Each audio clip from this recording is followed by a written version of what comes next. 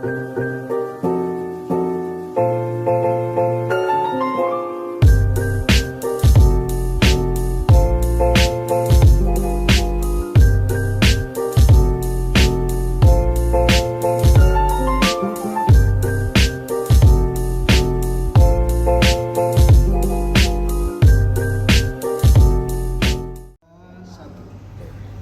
selamat siang Sobat Memorindu. Hari ini kita ketemu orang yang luar biasa besar.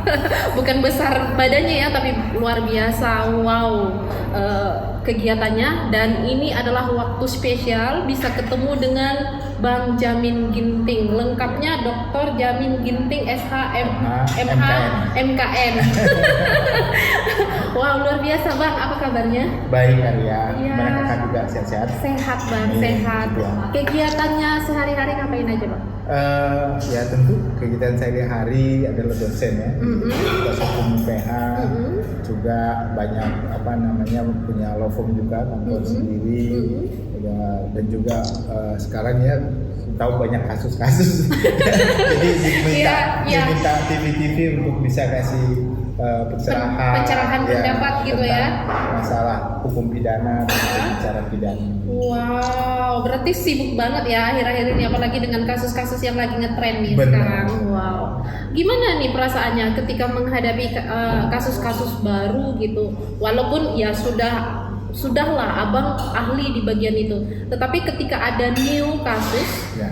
itu tetap harus dipelajari atau seperti apa Bang? Iya, jadi kalau kita sebagai ahli ya dalam konteks memberikan komentar sebagai ahli pidana di media itu, kita nggak bisa hanya cuma langsung diundang langsung bicara gitu Iya, nggak langsung berani-berani gitu ya.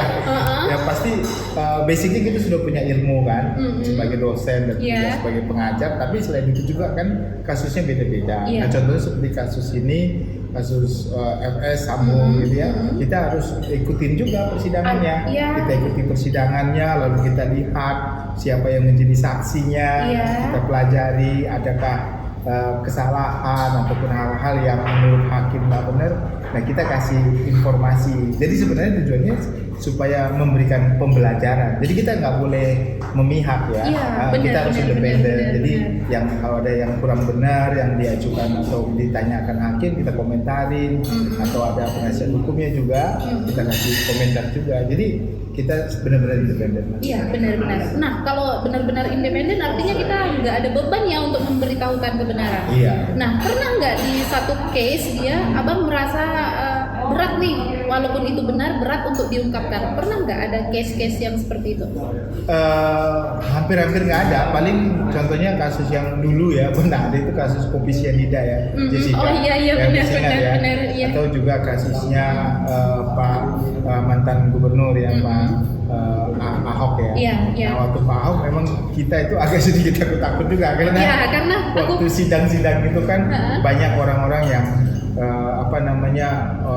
kesannya sara gitu ya. Jadi waktu saya memberikan keterangan yang seakan-akan gitu memihak Pak Ahok, ya banyak orang yang nggak suka gitu. Ya. Karena aku lihat juga di YouTube-nya abang bahwa ternyata kadang hukuman itu dipengaruhi oleh masyarakat gitu, tekanan dari masyarakat. Ya, jadi sebenarnya saya mengatakan kalau hakim itu ya memutuskan segala sesuatu itu ada 3 faktor yang mempengaruhi dia. Sebenarnya nggak boleh. Pertama adalah kekuasaan. Bisa itu datangnya dari atasan dia atau dari luar atasan dia ya, atau dari uang kan, suap segala macam. Dan satu lagi ini dari media. Jadi media tapi media itu sebagai alat saja. Jadi publik menekan supaya media condong untuk membenarkan yang satu atau menyalahkan yang satu. Nah itu terpengaruh kan, makanya hakim itu kalau lagi mau memutus jangan nonton TV dulu. Nggak boleh. Kalau nonton TV nanti dia terpengaruh terhadap berita-berita itu nggak boleh. Jadi dia tetap harus menjaga independensinya ya. Jangan sering-sering nonton TV lah kalau lagi mau memutus. Juga ya? Nggak boleh. Wow, luar biasa nih. Baru sekarang saya tahu bahwa untuk melakukan sesuatu yang independen itu bagusnya kesampingkan dulu yang lebih baik. Suara-suara yang Iya, sama seperti begini. Kalau di Samar-samar gitu ya. sistem common law system ya, di luar negeri itu ada juri kan. Juri itu nggak boleh berhubungan dengan siapapun, bahkan nonton pun nggak boleh. Mereka diisolasi, hanya bisa berkomunikasi dengan mereka sampai putusannya selesai. Benar. Jadi begitu juga, hakimnya juga harus begitu. Gitu loh. Jadi jangan pula tiap hari nonton TV karena isinya nanti berita-berita itu semua. Iya, benar. Jadi ada pengaruh-pengaruh tertentu lah yang mempengaruhi putusannya pada akhirnya. Bang, kalau masalah hukum kan abang udah jelas tuh di YouTube abang juga udah jelas semua langkah-langkah apa yang harus kita lakukan, seperti apa kalau menghadapi seperti ini. Gitu. Nah, tetapi untuk sampai di tahap sekarang ini apa yang abang lakukan? Maksudnya dari pengalaman background abang. Ya, jadi begini, jadi saya aslinya itu dari Medan, ya SD, SMP, lahirnya nggak di Medan, akhirnya di kampung, di Kehidupan. Jadi Kehidupan tuh nggak ada dalam peta, susah nyarinya. Jadi dari 3 Binanga masih ke sananya lagi. Ya, lahirnya di sana, setelah lahir tapi dibesarkan di Medan, SD, SMP, SMA di Medan terus. Lalu ya dari keluarga yang biasa-biasa lah dan dianggap itu ya kita usaha. Nama orang saya kan latar belakangnya orang Karo, walaupun ibu saya buruh Simalungun gitu. Jadi saya itu mix ya antara orang Karo dan Simalungun. Dan istri saya kebetulan juga Purba. Oh iya. Jadi sampai sekarang saya itu Karo dan Simalungun gitu ya. Jadi itu jadi di Medan saya berjuang ya di Medan, cuma memang belum beruntung kali berjuang di Medan karena saya berusaha untuk kuliah tapi nggak bisa dapat negeri kan. Biasanya kalau Medan kan senang ya. Iya pasti. Kalau nggak masuk negeri kayaknya bukan kuliah gitu. Kalau swasta tuh biasanya karena tercampak. Iya, tercampak. Terus, ya udah karena nggak masuk negeri terpaksa jualan di pajak sambu. Dan di Medan ada pajak sambu. Sampai pernah jualan? Jualan pajak sambu, jual plastik, jual jeruk, jual cabai, gitu ya. Udah mengalah-ngalahkan yang lain ini. Terus. Ya, habis jualan-jualan begitu, tapi lama-lama orang tua bilang, hidup kamu kan harus berubah, jangan begitu terus. Setiap hari memang dapat duit dan jual cabai, tapi kan nanti kamu mau sih jadi penjual cabai terus katanya begitu kan.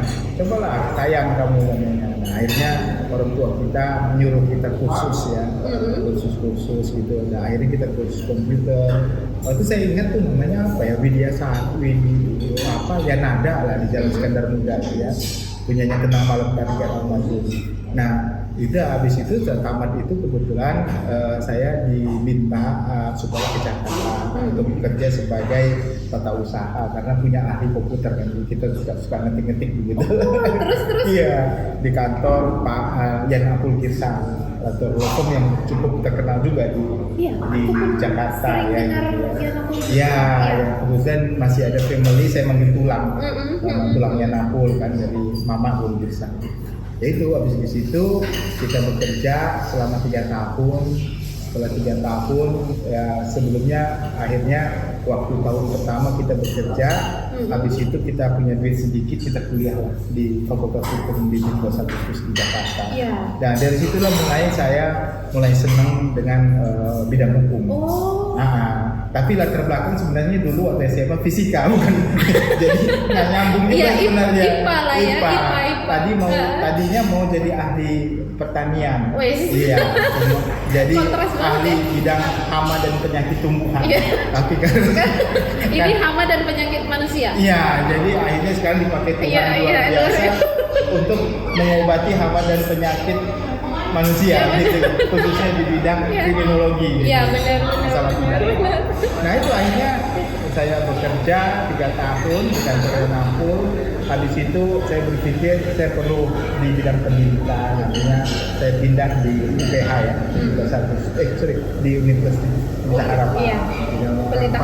Pindah kerja juga di situ. Setelah kerja di situ, Tuhan izinkan untuk dapat beasiswa. Jadi S2-nya beasiswa, S3-nya beasiswa. S2-nya di UPH? Di UPH, ya. S3-nya? S3 di UPH juga. Di UPH iya, juga? Karena gratis kan, dibayarin. Nah itu sama SKM juga dibayarin juga. Iya. Salah satu trik itu ya Bang ya? Ya gitulah, karena kita nggak mampu, terpaksa kan kita berharap dapat beasiswa. Dapat beasiswa. Tapi untuk dapat beasiswa juga nggak gampang. Iya benar. Kita banyak saingan. Benar. Ada klasifikasi tertentu yang harus kita miliki. Benar. Supaya kita dapat beasiswa. Benar. Nah, MKN-nya tadi untuk apa tuh? Memang penotariatan atau seperti Jadi apa? begini, waktu saya jadi ahli pidana, banyak ternyata notaris-notaris yang bermasalah. Oh gitu? Iya, Jadi dilaporkan tertarik. polisi lah. Lalu mereka, bang, tolonglah bantu. Loh, aku nggak tahu masalah notaris. Oh kalau gitu, ya udah nanti aku sekolah notaris. Bilang kayak gitu. Jadi sekarang gara-gara notaris saya jadi kuliah notaris. Oh, gitu. Ya, supaya notaris itu. Seluk-beluknya tahu Ya. seperti apa proses mereka Proses menjadi mereka. notaris itu tahu gitu ya? Ya, waktu mereka menjalankan profesinya saya tahu kira-kira apa namanya kelemahan-kelemahannya, jadi saya bisa nasihin mereka begitu. Nah, berapa banyak waktu yang abang habiskan ini untuk sekolah kan? Luar biasa, kuliah dan yang lainnya ini. Atau tepat-tepat waktu semua itu? 2 tahun. Jadi memang kalau saya mau jujur, saya itu sudah terlambat kuliah dari awal. Saya tamat SMA tahun 91, baru kuliahnya tahun 95. Jadi 4 tahun free. 4 tahun nggak boleh ngapain. Yang tadi jualan. Oh, jualan. Plastik, Iya, ambil pajak benar. sabu. Mainan saya sama bapak-bapak atau Iya. preman-preman pajak sabu. Iya, lah. untung nggak Nggak ikut terkenal jadi ya. preman. terus. Ya udah, habis itu saya 95 baru kuliah ya. Dari 95 kuliah, tamat tahun 2000, tahun 2000 langsung kuliah lagi, tamat 2022. Jadi non-stop Langsungnya iya, itu semua. langsung. Dan Dokternya tahun 2007 menikah dulu, harus menikah kan? Iya. Menikah tahun 2005, lalu 2007 kuliah, selesai 2012, Iya. baru nanti 2017 ya, kuliah lagi sampai 2019. Wow, baru berarti ya? Yang MKN-nya. MKN-nya. Terakhir kan. Tuh guys, gak ada berhentinya ya. Ya itu tetap semangat. Tetap semangat. Apa yang mendorong abang untuk menyelesaikan itu semua? Selain orang-orang terdekat mungkin? Gini ya, karena Atau apa goalsnya bang yang abang inginkan bang dari semua perjalanan itu? ya, jadi sebenarnya ilmu itu nggak melihat usia. Jadi kalau saya itu orangnya kalau lagi bingung, aku pengen sekolah gitu. Bingungnya tuh. Jadi Saya sendiri bingung terhadap diri saya. Kalau saya bingung, nganggur, nggak tahu apa yang bisa dikerjain, udah saya sekolah aja deh. pengen sekolah dah, Biar ada gitu. kegiatan gitu. bang kasih dulu satu poin kepada mereka yang punya kesempatan untuk sekolah tetapi tidak memanfaatkannya. Nah itu sayang sekali. Jadi sebenarnya salah satu untuk merubah hidup ini adalah melalui pendidikan. Itu salah satu ya. Jadi itu penting sekali kalau Anda mau merubah hidup Anda lebih baik, Anda harus punya pendidikan ya. Di Indonesia masih seperti itu. Kalau Anda nggak berpendidikan, ya Anda nggak dihargai orang. Sehebat apapun gitu. kita bahkan untuk keahlian tadi sampai abang itu mengambil MKN-nya hanya untuk mungkin ya untuk diakui kan? diakui. Iya kan, diakui kan? Iya. Makanya itu saya juga kan itu ngambil jadi sekarang kan jadi kurator, jadi ahli IT consultant, juga mediator juga. Abang ambil keahliannya ya? Apa Iya, profesinya? Profesinya pun abang macam-macam diambil aja. Berarti Nah, kalau seandainya itu dibuat gelarnya udah panjang kali lah ya bang? oh iya jangan dibuat. Jangan dibuat ya. Nanti Karena nggak muat. kayak kami tuh di akuntansi tuh kan ada CPA, apa-apa, iya. pokoknya sampai 8 gelar kadang Iya. ada dia. Kita ada sebagai kurator, IT consultant, mediator, konsultan pajak juga. Nah itu nggak boleh Nggak usah dimasukkan lagi di Nggak gelar. usah, terlalu panjang nanti. Kadang teman-teman kalau dari lulusan akuntansi dia dipakai oh kan? ya profesi ya. Iya, Ya, profesinya benar. itu mereka pakai jadi ya. gelar. Benar, ya. Nah ini dia guys, ternyata nggak ada yang gampangan ya bang ya dalam hidup ini ya. Iya. Bahkan setiap tantangan itu di dalamnya nggak peluang yang Jadi tersedia. ada satu hal yang saya ingat sampai sekarang tuh agak mengingat terus di kepala saya begini. Kadang kan kita orang miskin ya, orang yang nggak mampu ya. Terus kita mau minta tolong nih sama family kita kan, bantulah kita orang yang carian kerja. Tapi family kita waktu mau kasih kita kerja, kita nggak punya keahlian. Nah jadi bingung, family juga yang mau nolong nggak punya keahlian. Tapi tadi kalau Anda punya keahlian, contohnya begini, ada 2 family, satu nggak mau sekolah, satu sekolah. Lah lalu minta tolong dulunya ke family lain. Pasti kan family yang nolong yang sekolah dong ya. Tapi, walaupun secara dunia nyata ya, mungkin saja dia nggak lebih bagus daripada yang tidak sekolah tapi ya. Dia punya pendidikan dan punya pengetahuan. Jadi jangan kadang-kadang kita salahkan family kita. Oh dia nggak mau bantu kita karena dia sudah hebat. Tapi pas mau kita bantu kemampuannya nggak ada. Jadi supaya Anda bisa dibantu sama family Anda dan Anda tidak mencaci maki family Anda, sekolah. Itu sampai yang bagus supaya nanti Anda waktu dipilih bisa dipilih gitu. Jadi iya, itu benar. pentingnya sekolah. Benar. Jangan tersinggung ya guys. Tapi itulah kenyataan. Iya kan? Realitanya. Itu realita. Nah, Bang, closing nih Bang. Kita close aja. Biar nggak banyak-banyak. Nanti mereka nggak ingat semua. Ya padahal saya pengen ngomong banyak lagi nih. Masih pengen ngomong. Oh iya. Ini bahaya nih. Next time, Bang. Ya, seperti ini Bang. Kita oke lah ya sampai di tahap sekarang ini. Ya. Tapi yang menjadi beban adalah generasi penerus kita nih, yang sekarang belum punya sebuah gambaran untuk masa depan. Iya, jadi begini ya. Kasih masukan. Konsep yang penting dalam hidup pertama harus jujur dan bekerja keras. Nggak ada usaha tanpa keringat. Ya harus bekerja keras. Ya selalu rajin berdoa. Ya menyerahkan kepada Tuhan semua apapun kehendak Anda itu harus minta supaya apa yang Anda lakukan berhasil ya sesuai dengan kepercayaan Anda masing-masing. Nah, jadi itu yang terutama yang Anda harus lakukan gitu. Jadi anak muda jangan malas-malasan. Waktu itu nggak bisa kita beli, nggak bisa balik lagi karena usia terus bertambah. Udah nanti nggak punya kesempatan, malas. Ya, jadi nggak ada kata terlambat sebenarnya, tapi dari awal Anda harus persiapkan diri Anda. Jadi ada kesempatan itu nggak bisa datang dua kali. Ya, jadi lakukan yang terbaik, ya penuhi semangat Anda dengan belajar apapun. Dulu saya salah satu yang paling saya tanamkan dari saya, waktu pertama saya nggak punya ilmu, pokoknya setiap hari saya harus punya sesuatu yang baru, apa aja, apakah kosakata baru, apakah kata baru, pokoknya setiap hari harus punya sesuatu yang baru, yang saya harus tahu gitu. Gitu ya? Iya. Jadi lama-lama nambah terus. Iya, benar. Nah Bang, aku jadinya keingat nih Bang, sebagai seorang anggota dewan kan, Riau Ukur itu kadang masyarakat itu menilainya segala sesuatu kita mampu, segala sesuatu kita tahu. Bahkan ketika keluarganya tersangkut sebuah kasus hukum pidana, kita juga ditanya, padahal kita nggak punya background di dalam itu. Apa yang harus kami lakukan kepada konstituen kami untuk mengurangi terjadinya kasus-kasus yang memberatkan? Ya tentu dalam konteks ini sebagai wakil rakyat paling tidak membantu semampunya saja. Ya artinya tidak sesuai dengan jalurnya aja. Jangan juga lewat jalur gitu. Disempit nanti. Iya benar. Jadi kalau kita sebagai wakil rakyat ya kita bantu semampunya kita.